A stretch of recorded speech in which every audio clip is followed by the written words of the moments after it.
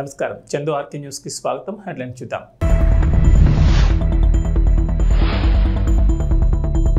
రేపటి నుంచి పార్లమెంట్ సమావేశాలు. 6 బిల్లులు రెడీ చేసిన కేంద్రం.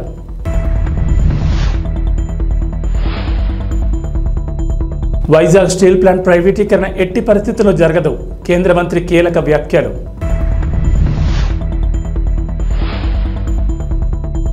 ఏపీ తెలంగాణలో భారీ వర్షాలు. ప్రజలకు హెచ్చరిక. పలు జిల్లాల్లో అత్యంత భారీ వర్షాలు.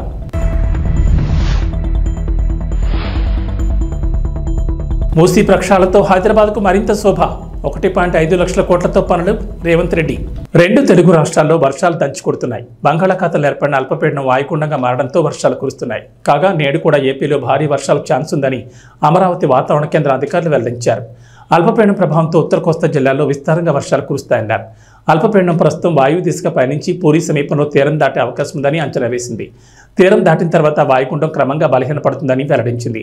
వాయుగుండం ప్రభావంతో ఉత్తర కోస్తాంధ్ర, దక్షిణ ఒడిశా జిల్లాల్లో భారీ నుంచి అతి భారీ వర్షాలు కురిసే అవకాశం ఉందని తెలిపారు. ముఖ్యంగా విజయనగరం, శ్రీకాకుళం, అల్లూరి, మన్యం, ఏలూరు, నంద్యాల, ప్రకాశం జిల్లాల్లో పిడుగులతో కూడిన వర్షాలు కురుస్తాయని వాతావరణ విభాగం తెలిపింది. ముఖ్యంగా నేడు ఉత్తర తెలంగాణలో విస్తారంగా వర్షాలు కురుస్తాయని అంటున్నారు. నిర్మల్, ఆసిఫాబాద్, మంచిర్యాల, పెద్దపల్లి, జగిత్యాల, భూపాలపల్లి, ములుగు, కొత్తగూడెం, ఖమ్మం, మహబూబాబాద్, వరంగల్, హనుమకొండ, కరీంనగర్ జిల్లాల్లో అత్యంత భారీ వర్షాలకు ఛాన్స్ ఉందని చెప్పారు. ఈ మేరకు ఆయా జిల్లాలకు రెడ్ అలర్ట్ జారీ చేశారు. సిరిసిల్ల, ఆదిలాబాద్, మహబూబ్నగర్, మెదక్, నారాయణపేట్, సంగారెడ్డి, వికారాబాద్ జిల్లాలో భారీ వర్షాలు కురుస్తాయని అన్నారు. ఈ మేరకు ఆయా జిల్లాలకు ఎల్లో అలర్ట్ జారీ చేశారు.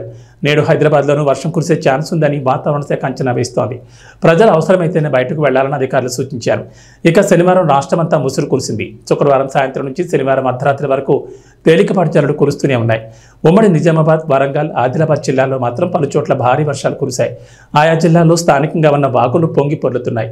అత్యధికంగా నిజామాబాద్ జిల్లా ముప్కాల్ మండలం వేంపల్లిలో 13.2 సెంటీమీటర్ల వర్షం కురిసినట్లు అధికారులు తెలిపారు.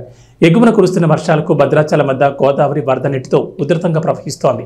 ములుగు జిల్లా వాజేడు మండలం పేరూరు, ఏటూరు నాగారం వద్ద కూడా గోదావరి నది నీటి మట్టం పెరుగుతోంది. భూపాలపల్లి జిల్లా కాళేశ్వరం వద్ద గోదావరి, ప్రాణహిత నదుల్లోకి పెద్ద ఎత్తున వరద నీరు చేరుతోంది. దీంతో ఈ నదులు కూడా ఉధృతంగా ప్రవహిస్తున్నాయి.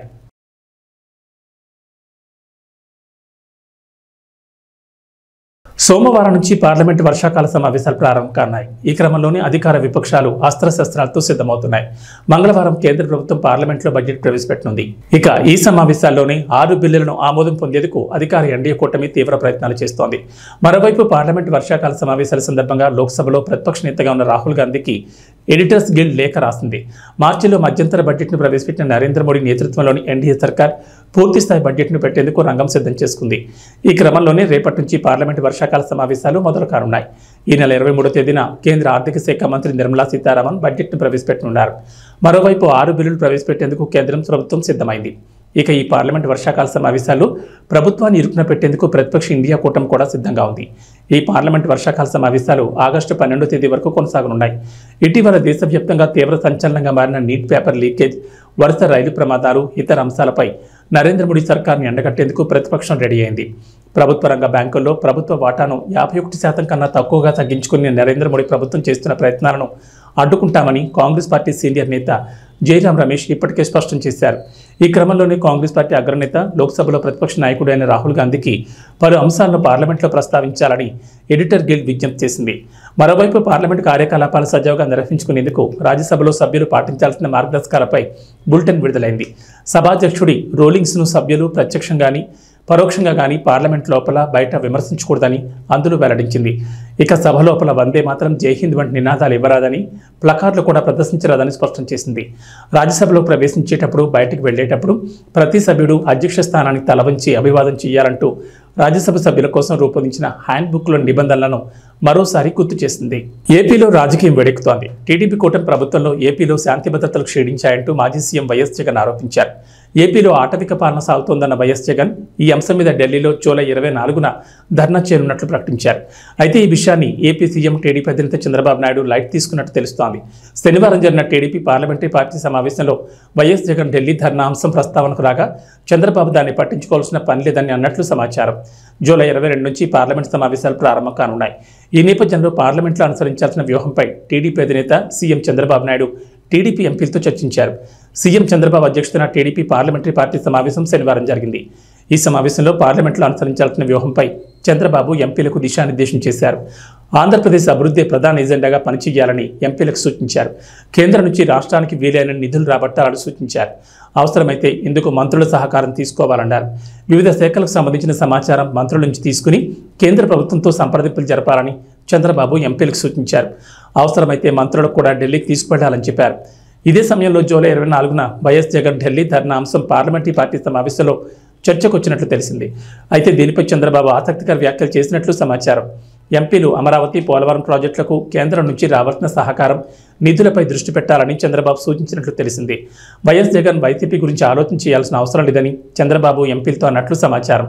వైఎస్ జగన్ గురించి ఆలోచించే ఒక్క క్షణ సమయాన్ని కూడా రాష్ట్రం కోసం ఆలోచించాలని ఓ మంత్రి సమావేశంలో అభిప్రాయమైనట్లు సమాచారం. అయితే వైఎస్ జగన్ ఢిల్లీలో ఏం చేస్తారనేది ముఖ్యం కాదని, మనం ఏం చేయాలనేది ముఖ్యమని చంద్రబాబు ఎంపీలతో అన్నట్లు తెలిసింది. వైఎస్ జగన్ ధర్నాను పట్టించుకోవాల్సిన పని లేదని చంద్రబాబు చెప్పినట్లు సమాచారం. అయితే ఏపీలో శాంతి భద్రతలు క్షీణించాయని మాజీ సీఎం వైఎస్ జగన్ ఆరోపిస్తున్నారు. వినుకొండలో హత్యకు గురైన రషీద్ కుటుంబ సభ్యులను శుక్రవారం వైఎస్ జగన్ పరామర్శించారు. అండగా ఉంటామని ధైర్యం చెప్పారు. ఏపీలో టీడీపీ కూటమి ప్రభుత్వం అధికారంలోకి వచ్చాక రాజకీయ ప్రేరేపిత దాడులు పెరిగాయన్న వైఎస్ జగన్ ఈ విషయాన్ని కేంద్రం దృష్టికి తీసుకువెళ్తామని అన్నారు. అందులో భాగంగా జూలై 24న ఢిల్లీలో వైసీపీ ఎంపీలు, ఎమ్మెల్యేలు, ఎమ్మెల్సీలతో కలిసి ధర్నా చేయనున్నట్లు జగన్ ప్రకటించారు. అనంతరం రాష్ట్రపతి, ప్రధానమంత్రి నరేంద్ర మోడీని కలిసి ఏపీలో రాష్ట్రపతి పాలనకు డిమాండ్ చేస్తామని వైఎస్ జగన్ తెలిపారు. డిప్యూటీ సీఎం పవన్ కళ్యాణ్ అనుకున్న సాధించారు. అధికారంలోకి వచ్చినప్పటి నుంచి కేరళ కేడర్కు చెందిన యువ ఐఏఎస్ అధికారి ఎం కృష్ణ తేజను డిప్యూటేషన్ మీద ఆంధ్రప్రదేశ్ రప్పించాలని పట్టుదలగా ఉన్న జనసేన కోరిక నెరవేరింది. తాజాగా ఆంధ్రప్రదేశ్ ప్రభుత్వం మరోసారి భారీగా ఐఏఎస్ల బదిలీ చేపట్టింది. ఏకంగా 62 మంది ఐఏఎస్ అధికారులకు స్థానచలనం కలిగింది. ఇందులో ఐఏఎస్ కృష్ణ తేజకు పంచాయతీరాజ్ గ్రామీణాభివృద్ధి శాఖ డైరెక్టర్గా బాధ్యతలు అప్పగించారు. ఆంధ్రప్రదేశ్లో భారీగా ఐఏఎస్లు ట్రాన్స్ఫర్లు చోటు చేసుకున్నాయి. ఒకేసారి 62 మంది ఐఏఎస్ అధికారులను ఏపీ ప్రభుత్వం బదిలీ చేస్తూ నిర్ణయం తీసుకుంది. ఈ మేరకు ఐఏఎస్ల బదిలీపై శనివారం రాత్రి ఆంధ్రప్రదేశ్ ప్రభుత్వ ప్రధాన కార్యదర్శి నీరబ్ కుమార్ ప్రసాద్ ఉత్తర్వులు జారీ చేశారు. కేరళ కేడర్లో పనిచేస్తున్న ఏపీకి చెందిన యువ ఐఏఎస్ ఎం కృష్ణ తేజను డిప్యూటీ సీఎం పవన్ కళ్యాణ్ ప్రత్యేక విజ్ఞప్తితో డిప్యూటేషన్ మీద సొంత రాష్ట్రానికి రప్పించారు. ఐఏఎస్ కృష్ణ తేజను పంచాయతీరాజ్ గ్రామీణాభివృద్ధి శాఖ డైరెక్టర్గా ఏపీ ప్రభుత్వం నియమించింది. ఇక స్టాంపులు, రిజిస్ట్రేషన్ల శాఖ ఐజీ కమిషనర్గా ఎంవి శశికిర్రావు నియమితులయ్యారు. గుంటూరులోని పల్పాడు, చిలకలూరుపేటకు చెందిన మైలవరపు కృష్ణ తేజ 2014 సివిల్స్ పరీక్షలో 66వ ర్యాంక్ సాధించారు. ఐఏఎస్లో చేరి తర్వాత వెనుకబడిన తరగతుల అభ్యున్నతి, మహిళా సాధికారత, నాణ్యమైన విద్య వంటి అంశాలపై దృష్టి సారించారు. 2018లో కేరళ వరదల సమయంలో అలెప్పి జిల్లా సబ్ కలెక్టర్గా ఉన్న కృష్ణతేజ 2.50 లక్షల మందిని సురక్షిత ప్రాంతాలకు తరలించారు. అలాగే సరస్సును ఆక్రమించి నిర్మించిన 54 ఖరీదైన విల్లాలను నేలమట్టం చేయించారు.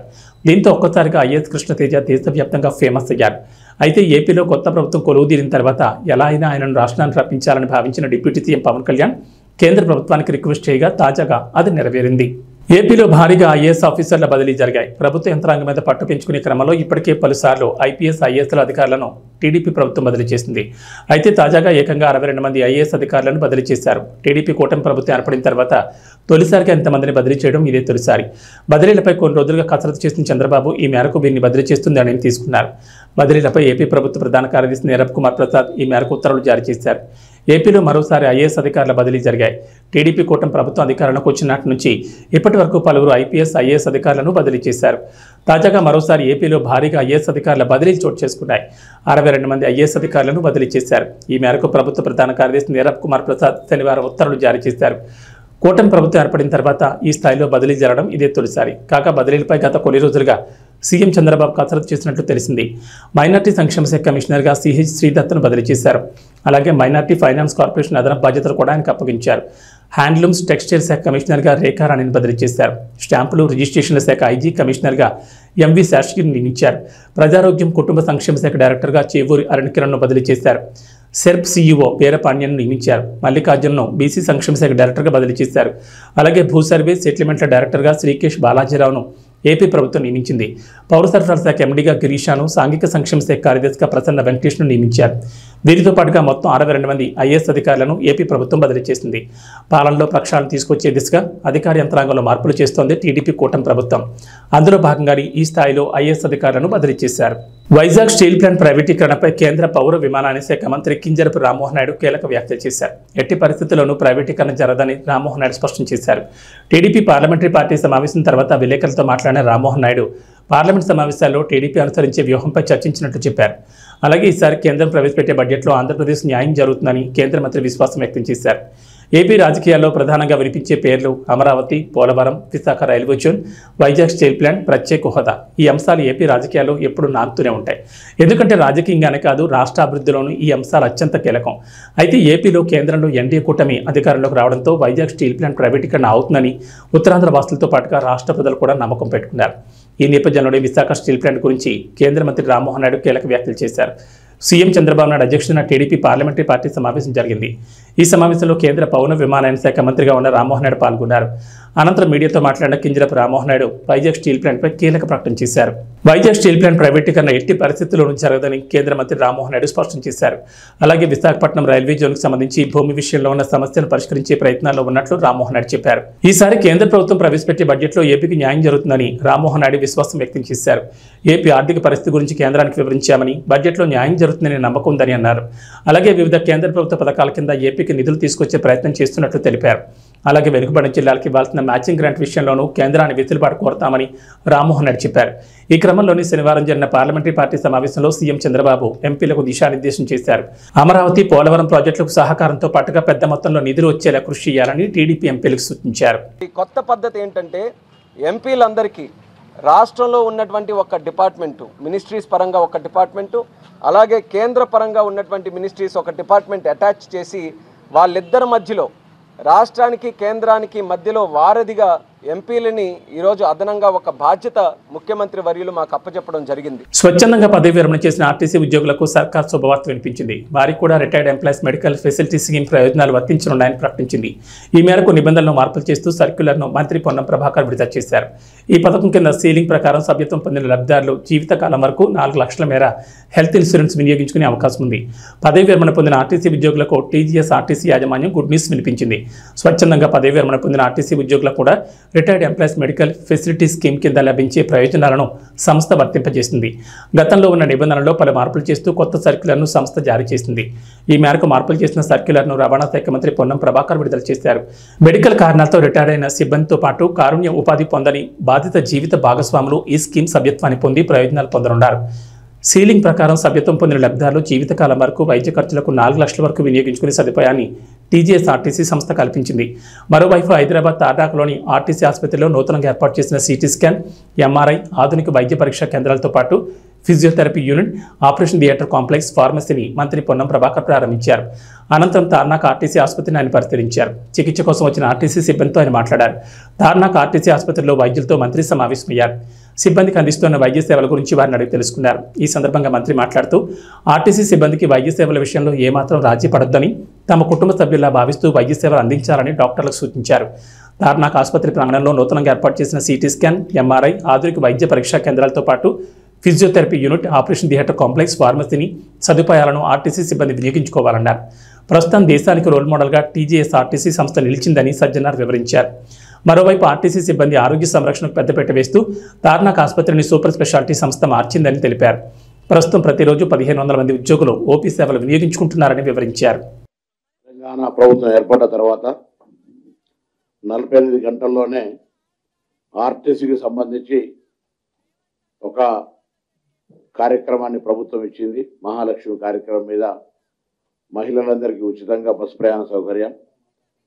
దాన్ని సంస్థ యాజమాన్యం, సిబ్బంది, ముఖ్యంగా డ్రైవర్లు, కండక్టర్లు ప్రభుత్వం నిర్దేశించినటువంటి ప్రకటించిన కార్యక్రమాన్ని అమలు చేసే విషయం లోపల 100% శ్రమపడి ఎన్ని ఇబ్బందులున్నా ప్రభుత్వ కార్యక్రమ విజయవంతం లోపల వాళ్ళ బాధ్యత నిర్వహించారు. ముఖ్యంగా వాళ్ళందరికీ కూడా హృదయపూర్వకంగా అభినందనలు తెలియజేస్తాను. రాష్ట్ర ప్రభుత్వం తరఫున, సంస్థ తరఫున. సంస్థను ముందుకు తీసుకోవాలని అందరం కలిసి మాట మనవి చేస్తూ, అందరం కూడా కలిసి గౌరవ పెద్దల యొక్క ఆదేశాల మేరకు 21% మరి ఫిట్మెంట్గా దాని యొక్క ఇచ్చేటువంటి ఒక కార్యక్రమం నిర్ణయం తీసుకోవడం జరిగింది. దానివల్ల ఆర్థిక భారంగా దాదాపు 35 కోట్ల పైన పర్ మంత్ భారం పడుతూ ఉంది. ఉదాహరణకు హైదరాబాద్లో 1.5 లక్షల కోట్లతో మూసి అభివృద్ధి చేస్తామని ముఖ్యమంత్రి రేవంత్ రెడ్డి తెలిపారు. ప్రపంచం నలుమూల నుంచి విశ్వనగరానికి పర్యాటకులు వచ్చేలా తీర్చిదిద్దామని అన్నారు. గోపన్పల్లి ఫ్లైఓవర్ను ప్రారంభించి ప్రసంగించిన సీఎం రేవంత్ రెడ్డి హైదరాబాద్ అభివృద్ధిపై కీలక వివరాలు తెలిపారు. హైడ్రా ద్వారా విపత్తుల సమయంలో సాయం అందించడంతో పాటు ఎప్పటికప్పుడు సమస్యలు పరిష్కరిస్తామని తెలిపారు.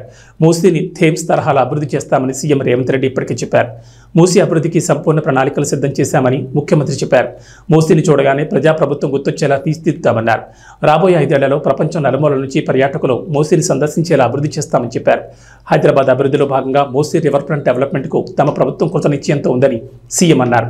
ఇందుకోసం త్వరలోనే ప్రణాళికలు సిద్ధం చేసి 1.5 లక్షల కోట్లతో పనులకు శ్రీకారం చుడతామని ముఖ్యమంత్రి చెప్పారు. మూసీ అభివృద్ధికి సంపూర్ణ ప్రణాళికలు సిద్ధం చేశామని ముఖ్యమంత్రి చెప్పారు. మూసీని చూడగానే ప్రజాప్రభుత్వం గుర్తొచ్చేలా తీర్చిదిద్దామన్నారు. రానున్న 5 ఏళ్లలో ప్రపంచ నలుమూలల నుంచి పర్యాటకులు మూసీని సందర్శించేలా అభివృద్ధి చేస్తామని చెప్పారు. అందుకే ఇంకా వేగంగా ఈ అభివృద్ధిని ముందుకు తీసుకెళ్లాలని ఇవాళ మూసీని మనం అందరం చాలామంది మూసీ అంటే ముక్కు మూసుకునే పరిస్థితి ఉంది. కానీ రాబోయే 5 ఏళ్ల లోపల మూసీ చూడడానికి ప్రపంచం నలుమూలల నుంచి విదేశీ నుంచి కూడా పర్యాటకులు వచ్చి మూసీని చూసే విధంగా మూసీ ప్రాంతంలో 24 గంటలు వ్యాపారం చేసుకునే విధంగా మూసీ పరివాహక ప్రాంతంలో ఐటీ కంపెనీల ఐటీ టవర్లు పెంచే విధంగా లండన్ ఐకానిక్ ఏదైతే ఉన్నదో అట్లాంటి అభివృద్ధిని చేసే విధంగా ఇవాళ మూసీని అభివృద్ధి చేయడానికి సంపూర్ణమైన ప్రణాళికలను మన ప్రభుత్వం రచించింది. ఇవాళ హైటెక్ సిటీ చూస్తే ఒక ముఖ్యమంత్రి గుర్తొస్తాడు, ఐటీ లేకపోతే అంతర్జాతీయ ఎయిర్పోర్ట్ ఔటర్ రింగ్ రోడ్డు చూస్తే ఇంకొక ముఖ్యమంత్రి ఇంకొక ప్రభుత్వం గుర్తొస్తుంది. కానీ ఈనాడు మన ప్రభుత్వం ప్రజాప్రభుత్వం మూసీ అభివృద్ధిని చూస్తేనే ప్రజాప్రభుత్వం గుర్తొచ్చే విధంగా ఈరోజు మూసీని మనం అభివృద్ధి చేసుకుంటాం. అదేవిధంగా తొందరలోనే రీజనల్ రింగ్ రోడ్డు పనులను ఏర్పాటు చేసుకొని ఔటర్ రింగ్ రోడ్డు నుంచి రీజనల్ రింగ్ రోడ్డు వరకు అన్ని రేడియల్ రోడ్స్ను అభివృద్ధి చేసి మన నగరాన్ని ఇంకా విస్తరించే విధంగా ఇవాళ హైదరాబాద్ ఔటర్ రింగ్ రోడ్డు లోపల హైదరాబాద్ కోర్ అర్బన్ ఏరియా కింద ఇవాళ మనం అభివృద్ధి ప్రణాళికలు రచించినాం. అందుకే ఔటర్ రింగ్ రోడ్డు వరకు ఔటర్ రింగ్ రోడ్డు లోపల ఉన్న హైదరాబాదును కోరు హైదరాబాద్గా నిర్ణయించి దాన్ని మొత్తానికి కబ్జాలను నియంత్రించడానికి ఎక్కడికక్కడ నీళ్లు నిలిచిపోతుంటే తొలగించడానికి ట్రాఫిక్ సమస్యల్ని తగ్గించడానికి హైడ్రా అని ఒక కొత్త సంస్థను ఏర్పాటు చేసినాం.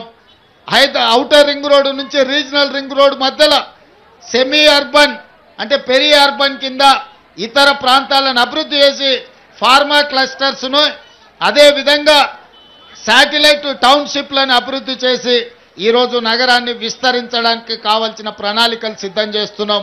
మీరందరి సహకారం ఉండాలి, అభివృద్ధిలో మీరు భాగస్వాములు కావాలి. అందుకే ఇంకా వేగంగా ఈ అభివృద్ధిని ముందుకు తీసుకెళ్లాలని ఇవాళ మూసీని మనం అందరం చాలామంది మూసీ అంటే ముక్కు మూసుకునే పరిస్థితి ఉంది. కానీ రాబోయే 5 ఏళ్ల లోపల మూసీ చూడడానికి ప్రపంచం నలుమూలల నుంచి విదేశీ నుంచి కూడా పర్యాటకులు వచ్చి మూసీని చూసే విధంగా మూసీ ప్రాంతంలో 24 గంటలు వ్యాపారం చేసుకునే విధంగా మూసీ పరివాహక ప్రాంతంలో ఐటీ కంపెనీల ఐటీ టవర్లు పెంచే విధంగా లండన్ ఐకానిక్ ఏదైతే ఉన్నదో అట్లాంటి అభివృద్ధిని చేసే విధంగా మాస్ మహారాజా రవితేజ హరిశంకర్ కాంబోలో తెరకెక్కుతున్న మిస్టర్ బచ్చన్ షూటింగ్ ఇప్పటికే చాలా వరకు పూర్తయింది. తాజాగా ఈ చిత్రం రిలీజ్ డేట్ పై క్లారిటీ వచ్చింది. అక్టోబర్ 10న ఈ చిత్రాన్ని రిలీజ్ చేసేందుకు మేకర్స్ ప్రయత్నిస్తున్నారంటూ వార్తలు వచ్చిన సంగతి తెలిసిందే. అయితే తాజాగా అంతకంటే ముందే ఆగస్టు నెలలో సినిమాను రిలీజ్ చేయాలని డిసైడ్ అయ్యారట. మరి ఈ సినిమా ఏ రోజు రిలీజ్ అయ్యే అవకాశం ఉందంటే మాస్ మహారాజా రవితేజతో దర్శకుడు హరిశంకర్ తీస్తున్న హ్యాట్రిక్ చిత్రం మిస్టర్ బచ్చన్. ఈ cinema Bollywood hero Ajay Devgn super hit రైడ్కి రీమేక్ అన్న సంగతి తెలిసిందే. ప్రస్తుతం మేకర్స్ సినిమా పోస్ట్ ప్రొడక్షన్ పనిలో బిజీగా ఉన్నారు. ఇప్పటికే రిలీజ్ చేసిన ఫస్ట్ సింగిల్కి అదిరిపోయే రెస్పాన్స్ వచ్చింది. అయితే తాజాగా బజ్ ప్రకారం ఈ సినిమాను ఆగస్టు నెలలోనే రిలీజ్ చేసేందుకు ప్లాన్ చేస్తున్నారట. ఆగస్టు 14న మిస్టర్ బచ్చన్ ప్రేక్షకుల ముందుకు వచ్చే అవకాశం ఉంది. ఎందుకంటే ఇప్పటికే షూటింగ్ దాదాపు పూర్తి కావడం, పోస్ట్ ప్రొడక్షన్ పనులు కూడా శరవేగంగా జరుగుతుండడంతో రిలీజ్ కోసం ఎందుకు వెయిట్ చేయడమని మేకర్స్ భావిస్తున్నారట. నిజానికి అక్టోబర్ 10న ఈ సినిమాను విడుదల చేద్దామని మేకర్స్ ముందుగా అనుకున్నారు. కానీ తాజాగా ఆగస్టులోనే తీసుకొద్దామని డిసైడ్ అయ్యారట. ఒకవేళ మిస్టర్ బచ్చన్ ఆగస్టు 14 రిలీజ్ అయితే 3 బడా సినిమాలతో పోటీ పడాల్సి వస్తుంది. ఆగస్టు 15న పూరి జగన్నాథ్ రామ్ పోతినేని కాంబోలో రూపొందిన డబుల్ స్మార్ట్ రిలీజ్ కాబోతోంది. ఇస్మార్ట్ శంకర్కి ఇది రీమేక్ కావడం విశేషం. ఇక దీంతో పాటు అదే రోజు చియాన్ విక్రమ్ నటించిన తంగలాన్ సినిమా కూడా రాబోతోంది. పీరియాడిక్ యాక్షన్ డ్రామాగా తెరకెక్కిన ఈ చిత్రంపై భారీ అంచనాలున్నాయి. ఇక ఆగస్టు 15న స్ట్రీట్ 2 చిత్రం కూడా రానుంది. ఈ హిందీ సినిమాపై కూడా మంచి అంచనాలే ఉన్నాయి. ఇలా మొత్తం 3 చిత్రాలతో మిస్టర్ బచ్చన్ పోటీ పడే అవకాశం ఉంది. ఏబీ బులెటిన్ విశేషాలు. నమస్కారం.